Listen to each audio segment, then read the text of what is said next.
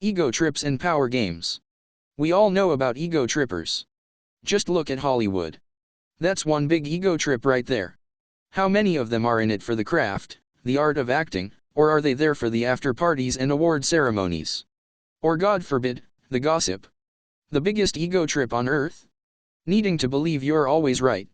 Everyone wants to believe they're doing the right thing, even though they don't realize that using their ego to guide their life is about the worst thing they can do to themselves. Admitting to yourself that you don't know where you're going to be even tomorrow is one step you can take to move away from this. Become teachable and allow your inner guidance to show you your next move. The reason so many feel anxious and overwhelmed is because they feel they have to tackle this big scary world all by themselves. You don't. You have a lot of help if only you'd use it.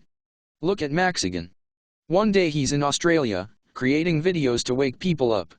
He gets an email from the local police department to come in for a chat, and the next week he's in America with friends. Because he'd realized that chat he was supposed to have with the cops would be the last anyone would hear of him. So he did what he had to do to save his life and to continue to do his work. He listened to his intuition and fled the country. True story. I've linked the video in the comments. Sometimes it's hard to deal with feelings of disbelief, but fortunately he did that and he's still alive today. Needing to believe you're right leads to all sorts of ways to create this illusion, like marrying someone who you scapegoat for all your life's troubles, blaming your kids, blaming your staff, or not stepping out of the door because you're too afraid to let go of the control you have over your little space. It can create a monster out of you, a nightmare for others to deal with because you refuse to acknowledge anything they say is correct and will argue them down at every opportunity.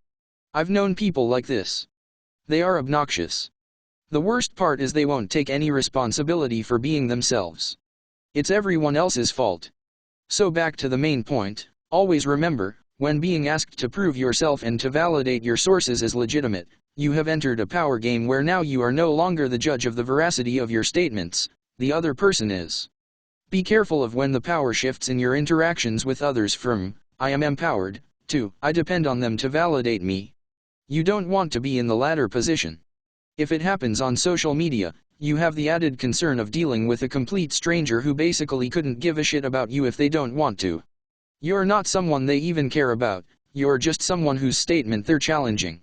This is another thing, with our sources of intel being so fleeting during this storm, we tend to be called out by many who use the media as their source of intel.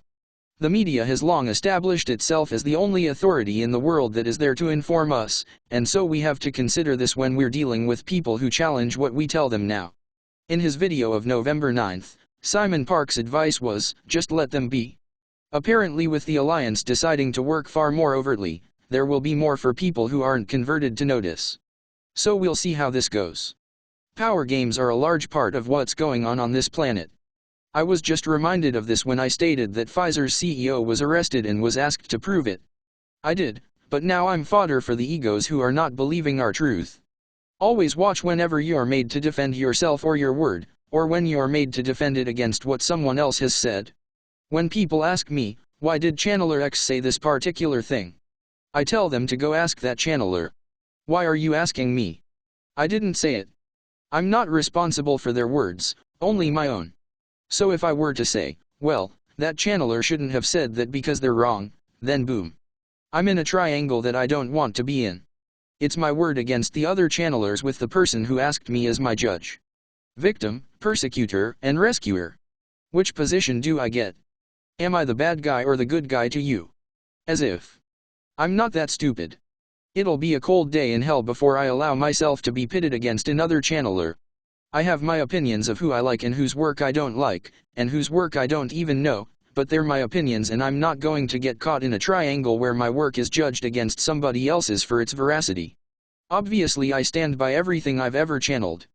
If instead, I say, that channeler is right, then that makes you, the questioner, wrong perhaps and would give you a reason. Some people would see it as that, to attack me, because I didn't validate your point of view. This is very immature. Not everyone is going to agree with you. Just because you don't see things the same way as others doesn't even make you wrong. It doesn't make you flawed either. This is a power game, perhaps unintentional on the part of the person asking, but it is.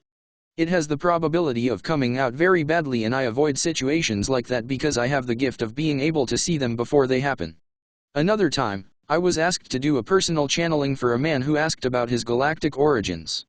Ivo channeled the answer and the man came back to us and said that another channeler had given him a different answer, so why was our answer different from what he obviously already believed about himself, because his email address reflected his preference for the other channeler's response. So if you like the guy's work so much and are so happy with his answer, which I believe is incorrect, then why ask for a second opinion? Go with it. Why do you have to ask us the same question, unless you have a toxic agenda? That's the only reason I can see why this would have been done to us. That was the first and last time that that's going to happen. You're looking at someone so fed up of this toxic third dimension that she has taught herself to guard against every nasty interaction possible. I have good boundaries and they're still improving. Do channelers make mistakes? Of course they do. Especially organic channelers. I use an implant and so my answers are accurate, however only to the point of my own personal awareness. People don't understand this about channelers. The entity channeling to them cannot download a pile of information that the channelers themselves don't understand. For one thing, it's very difficult because you need the proper terminology. You have to be able to understand the answer. If your boss comes to you and says, "Tom, I'd like you to calculate the bitumen required to cover the roof and order the correct tiling for the job.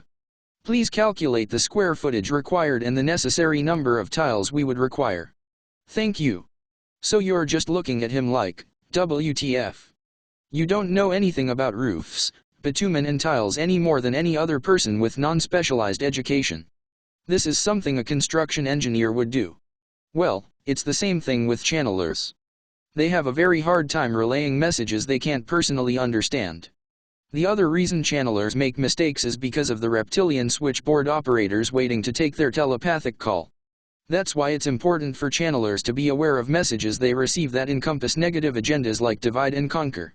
Or messages they may receive that are deceptive, that seek to take the ascending humans off of their path and onto a negative path, like the message I just saw about there being a path of ascension through AI. As if there is only one path of ascension and it's completely organic. Anyone believing anything else is being deceived. I've seen messages that I didn't understand and then simply asked to be given the background knowledge to be able to understand them. A few months later I see the same message again and voila! I know what they're talking about. Why? Because like every other light worker, I do schooling at night time. I can be taught what I need to know. In that way, my work is crafted exactly to what they need me to pass on to you.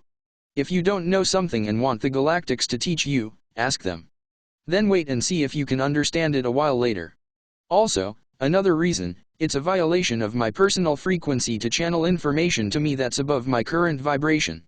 So they can't do it. I know some of the ETS I don't channel regularly are assessing what I know and what my frequency level is, and they're careful about giving me information I don't know. Very careful. So occasionally they tell me something about myself and the work I've done in the galaxy, or they share what they can about their home worlds and lifestyles. But they understand as well, that we can't understand a lot of what they do because we can't understand what we don't know. So either they don't say anything or they explain it in a cursory way to introduce it to us. Receiving information that is far above your current vibration tends to shock the receiver, and it's not their intention to create a negative reaction with you. I'm also aware that for reasons of security, some information cannot be given to me as it may endanger me personally or throw either part of or the whole alliance effort into peril. So I know information is being held back at times. But there are people who play power games, and this one was to see how accurate my work is. I won't make that mistake again. I do not triangulate. I don't play ego games, and I won't fall for power games either. I walk my talk. Speaking of power games and bitumen, there was the one that my old boss, an engineer, used to blame me for making mistakes on memos I typed for him. I knew he was scapegoating me. So what I did was photocopy his handwritten work, and when he did it the next time, I came in with the photocopy and showed him that I knew he was full of it. People love to blame others for their mistakes. Taking responsibility for your own mistakes is a sign of maturity, and there are a lot of immature people out there who won't. Often children are made scapegoats of by adults who won't take responsibility for their families. It's very sad. Scapegoating is a huge power game, and those who have been in power on Earth have been blaming us the whole time for things not of our doing. They have been done to us, but we have ended up not only being victimized but taking the blame for causing it. They've gotten away with it because they look human, so we believe them to be like us in nature. Therein lies the rub. Of course they're not. And that's the message the disclosure community has to tell the people of this world, and it's still not widely known. We are being led by outsiders. What appears to be human is not. They don't care so much about people learning about Gray abductions, about Roswell, things like that. But they don't want people pointing the finger at them as being not of this world. You don't see much of that going around, really, and they try to suppress it. If you have that information and are talking, they fear you. Welcome to my life. They don't care about ancient alien shows, it's shows that talk about the current aliens on this planet they have an issue with. One man who has figured out a way to use technology, by slowing down videos and examining them frame by frame, is always in trouble with them because he's revealing all the time who they really are. You can tell what they don't want you to know. The last thing I want to say is keep working on your boundaries. Because our world is so boundaryless, it allows horrible scenarios to happen like the one video I saw the other day where a nursing baby was taken from its mother, by the cops. That is horrible. What's worse is all the people standing there filming, not challenging the cops that did it. Ivo says the baby was returned to its mother, however it was vaxxed. That is why we have to work on our boundaries. Those people who allow themselves to be led by the nose through this don't have good boundaries and are easily controlled and manipulated. Don't be that person, please. It would upset me to hear of something like that happening to one of you. I understand that people don't realize how important Ivo's teachings are to this planet. They don't think lessons about manipulation, control, boundaries, and being responsible for yourself are important, but they are, because if we had been, we wouldn't be in this mess now. It would never have been allowed to happen. What's more, these things are the way out of this mess too.